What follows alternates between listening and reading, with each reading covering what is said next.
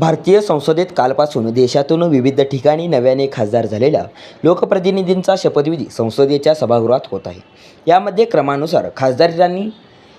क्रमानुसार खासदारांनी संसदेत शासकीय नियमाप्रमाणे लिहून दिलेले शपथविधी घेण्याऐवजी हैदराबादचे खासदार असुरुद्दीन ओवैसींनी जय फिलिस्तानी म्हणत भारतीय संसदेतील संविधानाचा अपमान केला आहे। अशा देशद्रोही ओवैसीचा खासदारकी रद्द करावा अशी मागणी शिवसेनेच्या स्थानिक नेत्यांनी निषेध नोंदवत केला।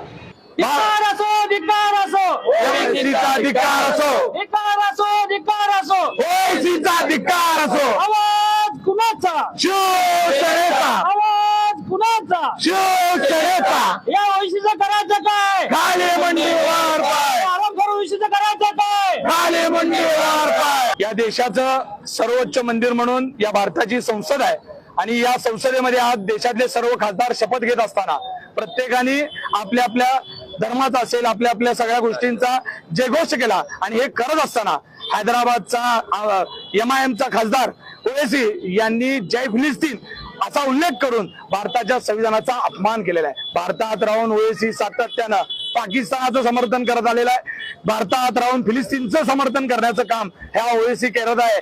मी या देशद्रोहाचा गुन्हा ओवैसीवर दाखल झाला पाहिजे आणि त्यांची खासदारकी रद्द झाली पाहिजे आणि अशा ओवैसीला जागेवर धडा शिकवला पाहिजे, जेणेकरून अशा पद्धती हिंमत पुन्हा भारतात कोण करणार नाही आणि ही खऱ्या अर्थानं भारताबरोबर केलेली ओवैसीनी गद्दारी आहे असं मी समजतो।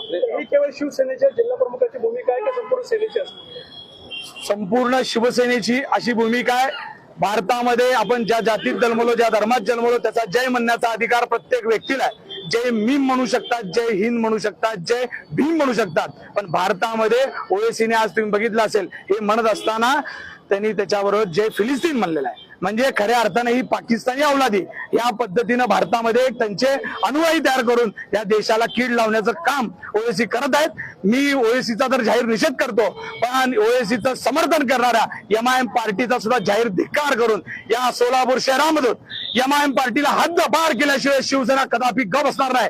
ओवैसीचा एकही पिलावर एकही नगरसेवक असेल, एकही आमदार या सोलापुरामध्ये निवडून येणार नाही ही मी आज तुम्हाला जाहीर सांगतो। Shri Markandeya butterfly garden Montessori English medium school play group ते 4थी पर्यंत CBSE पॅटर्नच्या शिक्षणासाठी आजच प्रवेश घ्या।